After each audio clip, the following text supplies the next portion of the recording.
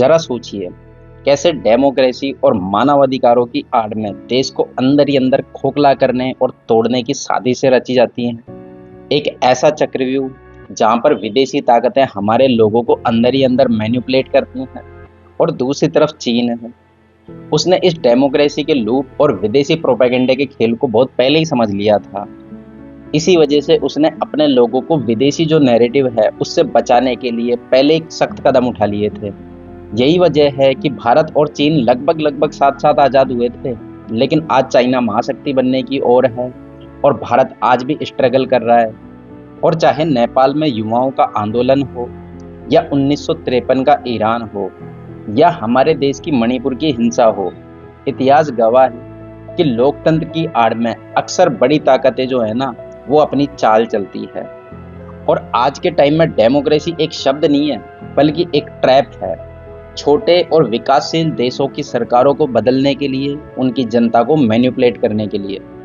और जब भी डेमोक्रेसी की बात होती है ना, तो लोग तुरंत उत्तर कोरिया और नॉर्थ कोरिया का उदाहरण देते हैं कि वहाँ पर किम जोंग उन राक्षस बनकर बैठा है, तानाशाही है, छोटी सी गलती पर लोगों को मार दिया जाता है।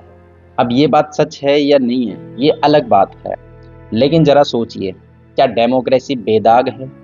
डेमोक्रेसी के अंदर क्या है, सरकार सीधे गोली नहीं चलाती, बल्कि जो विदेशी ताकतें हैं ना, वो देश के अंदर के लोगों को आपस में लड़वा देती है। जैसे कि बहुत बढ़िया एग्जाम्पल है इसमें मणिपुर का। हमें और आपको नैरेटिव क्या बेचा जा रहा है कि ये कुकी और मैताई की सामुदायिक लड़ाई है, लेकिन ये एक जातीय लड़ाई नहीं है, ये एक धार्मिक लड़ाई है। हिंदू और ईसाइयों के बीच में हो रही है, और ये कोई हवाई बातें नहीं है, इसके पक्के सबूत सामने आए हैं।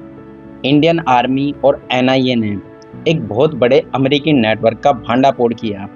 डेलियन स्टीफन नाम के एक यूएस आर्मी ऑफिसर को मणिपुर के अंदर खुलेआम कुकी उग्रवादियों को, यानी कि ईसाइयों को बुलेट प्रूफ जैकेट, ड्रोन और मिलिट्री के काफ़ी सारे सामान देते हुए पकड़ा गया था।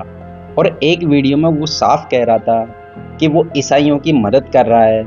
और बात यहीं ख़त्म नहीं होती। मार्च 2026 में एनआईए ने एक मैथ्यू वेंडाकाई नाम के एक खतरनाक अमेरिकी भाड़े के सैनिक को 6 यूक्रेनियन नागरिकों के साथ में गिरफ्तार किया था। और ये आदमी अमेरिका की ओर से लीबिया, सीरिया और ईरान में युद्ध लड़ चुका है। और ये भारत के नॉर्थ ईस्ट में ड्रोन वॉरफेयर की ट्रेनिंग और आधुनिक हथियारों की सप्लाई का नेटवर्क चला रहा था। और इस पूरे खेल का सबसे दर्दनाक हिस्सा क्या है? जिन क्रिश्चियन लोगों को हथियार थमाए गए थे, उन्हें लगने लगा था कि वे बाहर से आए हैं, लेकिन सच्चाई क्या है कि उनका ब्रेन वॉश करके सिर्फ उनका धर्म बदला गया है। लेकिन जो उनके पूर्वज हैं वो इसी मिट्टी के थे, वो हिंदू थे। लेकिन आज विदेशी ताकतों के इस धार्मिक प्रोपेगेंडा ने उनके दिमाग में एक ऐसा जहर घोल दिया है कि वो सोचते हैं कि जो हमारे पूर्वज है ना, वो तो किसी और संस्कृति का हिस्सा हैं और वो तो भारत के कहीं बाहर से आए थे। और इसका रिजल्ट क्या है कि वो अपने ही लोगों के सामने हथियार लेकर खड़े हैं। और ये जो डेमोक्रेसी नाम का जो शाप है, इसको अमेरिका ने पाल तो रखा है, लेकिन वो इससे खुद भी अछूता नहीं है। अमेरिका में आज के टाइम में फेंटालिन जैसे ड्रग्स की बाढ़ आ रखी है। अमेरिका का अपना यूथ नशे की चपेट में बर्बाद हो रहा है, लेकिन डेमोक्रेसी के नाटक की वजह से अमेरिका खुद जो है ना, इस जाल में फंस रखा है। और वो जो इन ड्रग्स माफिया है ना, इनको कुचल नहीं पा रहा। और दूसरी तरफ ऐसे देश हैं जो डेमोक्रेसी को फॉलो नहीं करते, जैसे कि चीन को जैसे ही ये बात समझ में आई कि पश्चिमी देश क्रिश्चियनिटी यानी कि ईसाई धर्म के माध्यम से और एनजीओस के माध्यम से चाइना की गवर्नमेंट के खिलाफ लोगों को भड़का सकते हैं, तो चीन ने तुरंत उन एनजीओस की फंडिंग रोक दी और क्रिश्चियनिटी को फैलाने पर सख्त नियम बनाए। और चीन ने चर्च के अंदर कैमरे लगवाए और उनकी मॉनिटरिंग की गई कि जो लोग चीन के विरुद्ध काम कर रहे हैं ना, उनके खिलाफ तुरंत कार्रवाई की गई। और इस बात का भी ख्याल रखा गया कि उनकी जो नई नस्ल है उसको जो चर्च हैं वो दूषित ना कर दें। और इसका नतीजा आपके सामने है। चीन जैसे देश इस विदेशी जाल से बच निकलते हैं, और भारत जैसे डेमोक्रेसी को फॉलो करने वाले लोग इसी सिस्टम के अंदर घुट घुट कर मरते रहते हैं। और अब समझते हैं कि ये खेल खेला कैसे जाता है। नेपाल में 2025 के अंदर सरकार गिर गई थी, और वहाँ के युवाओं का जो गुस्सा है वो सोशल मीडिया बैन का बहाना था। लेकिन लीक हुई फाइलों में ये बताया गया है कि इसके पीछे विदेशी फंडिंग और बाहरी ताकतों का एजेंडा था। नेपाल के लोगों को लगता है कि उन्होंने खुद सरकार बदली है, लेकिन उनके दिमाग को बाहर से विदेशी ताकतें कंट्रोल कर रही हैं। और 1953 के अंदर ईरान के प्रधानमंत्री मोसादोगे ने जब अपने देश के तेल का राष्ट्रीयकरण किया, तो अमेरिका की CIA और ब्रिटिश की MI6 ने मिलकर दंगे भड़काए और जो चुनी हुई सरकार थी उसका तख्ता पलट कर दिया। और दिसंबर 2025 में भी यही हुआ। जब तक कि USA ने ईरान पे अटैक नहीं किया था, उससे पहले ईरान के 203 शहरों में हिंसा भड़की थी और पूरी कोशिश की गई थी कि किसी भी तरीके से जो खमीनी की सरकार है वो गिर जाए। लेकिन जब वो सरकार गिराने में नाकाम हो गए, उसके बाद जाके ईरान पे अटैक हुआ था। और पूर्व CIA अधिकारी फिलिप एगी ने तो साफ खुद कहा था कि CIA में हम लोकतंत्र की परवाह नहीं करते थे। अगर सरकार हमारा सहयोग करती थी तो ठीक है, वरना लोकतंत्र हमारे लिए कचरे की तरह था। और इसका एक खतरनाक टूल है जिसके जरिए ये सारा खेल खेला जाता है, और वो टूल है NGOs, non profit organisations.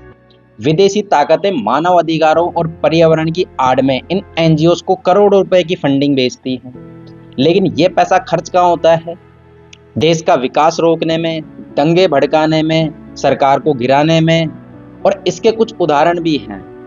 Amnesty international और ऑक्सफैम इंडिया जैसे बड़े नाम भी जो है ना इस लिस्ट में है। भारत सरकार और ED ने इन पर सीधे कार्रवाई की और जांच में सामने आया कि जो पैसा है वो तो सामाजिक कार्यों के नाम पर आया था, लेकिन उस पैसे का जो इस्तेमाल है वो प्रोपेगेंडा फैलाने में और लोगों को मैनिपुलेट करने में किया जा रहा था। और ग्रीन पीस इंडिया नाम के एक NGO का मामला भी सामने आया, जिसने विदेशी फंडिंग का इस्तेमाल करके भारत के कोल और पावर प्रोजेक्ट्स को रुकवाने की साजिश रची। और यहाँ एक नया पॉइंट भी है, विदेशी पैसे से भारत में एक्टिविस्ट और वकीलों को खड़ा कर दिया जाता है ताकि जो देश के बड़े प्रोजेक्ट हैं उनको पर्यावरण और डेमोक्रेसी के नाम पर सालों तक कोर्ट में अटका दिया जाए। और मान लो डायरेक्ट सरकार कुछ करना चाहे तो उसके खिलाफ भी वो कोर्ट में चले जाएंगे। इस बात का मतलब सीधा सा है कि गोली नहीं चलानी है, बस विदेशों से पैसा भेजो और देश को अंदर से कमजोर कर दो। इनका तरीका बिल्कुल सिंपल सा है, मीडिया और NGOs के माध्यम से, स्कूल्स के माध्यम से लोगों को मैनिपुलेट करो, एक नैरेटिव बनाओ ताकि जो सरकार है कुछ अच्छा करना भी चाहे तो वो नहीं कर पाए। और NGOs का मोस्ट काम क्या रहता है कि देश के अंदर ज़्यादा से ज़्यादा जयचंद और मीर जाफर पैदा करें।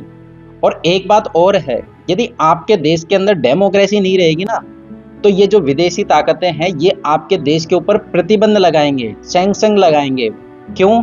क्योंकि ये चाहते ऐसा है कि आपके लोगों का जो ब्रेन वॉश है ना वो लोग करें, ना कि आप करो।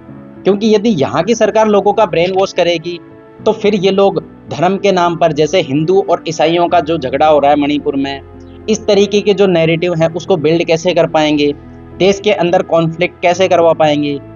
क्योंकि मेन चीज ये है कि इनको चाहिए कि भारत को ये लोग अंदर ही अंदर से लड़वाते रहें, तोड़ते रहें। और दोस्तों, आज की तारीख में डेमोक्रेसी शब्द एक हथियार बन चुका है। बहुत सारे NGOs कोई भलाई नहीं कर रहे, बल्कि वो इनडायरेक्ट रूप से देश को नुकसान पहुंचा रहे होते हैं, लोगों को मैनिपुलेट कर रहे होते हैं। और विदेशी मीडिया और सोशल मीडिया ऐसे कंटेंट को ज़्यादा फैलाते हैं जिससे उस देश के जो लोग हैं वो ग्रोथ ना कर पाएं, वो हमेशा भ्रमित रहें, मैनिपुलेटेड रहें। और इसका ना एक बहुत बढ़िया एग्जाम्पल है चाइना का। चाइना में गवर्नमेंट खुद डिसाइड करती है कि वहाँ के लोगों को क्या देखना है।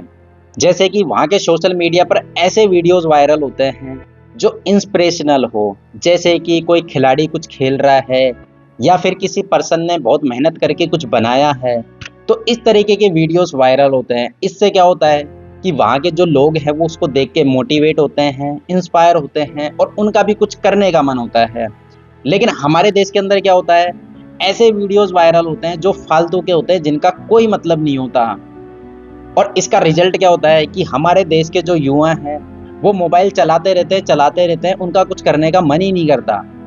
और आज के टाइम में प्रशासन डेमोक्रेसी के डर से दंगाइयों पर कड़ा एक्शन नहीं ले पाता और बाहरी ताकतें जो है ना इसका खुलकर फायदा उठाती हैं और वो देश को अंदर ही अंदर खोखला कर रही हैं। तो आज के टाइम में डेमोक्रेसी भारत के लिए एक अभिशाप बन चुका है। ईरान, नेपाल, बांग्लादेश और भारत इस डेमोक्रेसी के जो प्रोपेगेंडा है इससे बहुत ज़्यादा प्रभावित हैं। बांग्लादेश के अंदर तो शेख हसीना प्रधानमंत्री थी और उसने सिर्फ एक वाइट स्किन वाले जो व्यक्ति है ना, उसको इस बात के लिए मना कर दिया था कि भाई बांग्लादेश की धरती पे मैं आपको एक मिलिट्री बेस बनाने नहीं दूंगी। और इसका रिजल्ट क्या हुआ? बांग्लादेश प्रधानमंत्री थी, उसको प्रधानमंत्री होते हुए अपना देश छोड़कर भागना पड़ा। ये होती है नैरेटिव की ताकत, ये होती है मैनिपुलेशन की ताकत, ये होती है डेमोक्रेसी नाम के प्रोपेगेंडा की ताकत। इसलिए जरूरत है अपनी आंखें खोलने की, ताकि हम लोकतंत्र के नाम पर बिछाए गए इस खूनी जाल का शिकार ना बने।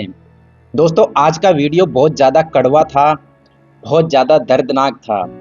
मेरे लिए भी इस वीडियो को बनाना बहुत ज़्यादा मुश्किल काम था, क्योंकि इस टॉपिक पे कोई बात नहीं करना चाहता। ये बहुत ही ज़्यादा सेंसिटिव टॉपिक है, लेकिन मैं बहुत टाइम से इस चीज़ को ऑब्जर्व कर रहा था और मैं बहुत सारे बड़े बड़े यूट्यूबर्स को इनडायरेक्ट रूप से एक एक पॉइंट को कवर करते हुए देख रहा था, लेकिन पूरी बात कोई भी एक साथ करने के लिए तैयार नहीं था।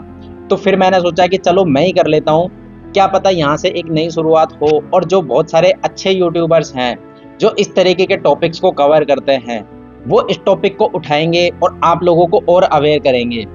आप लोगों की इस बारे में क्या राय है, कमेंट बॉक्स में कमेंट करके जरूर बताना। मैं जेन्युइनली जानना चाहता हूं कि इस वीडियो के बारे में आप लोगों के विचार क्या हैं। मैं आप लोगों के जो सभी कमेंट्स हैं उनको बिल्कुल पढ़ूंगा और कोशिश करूंगा कि मैक्सिमम का रिप्लाई भी दे पाऊं। मिलते हैं अगली बार किसी और वीडियो में, तब तक के लिए सतर्क रहें, सुरक्षित रहें।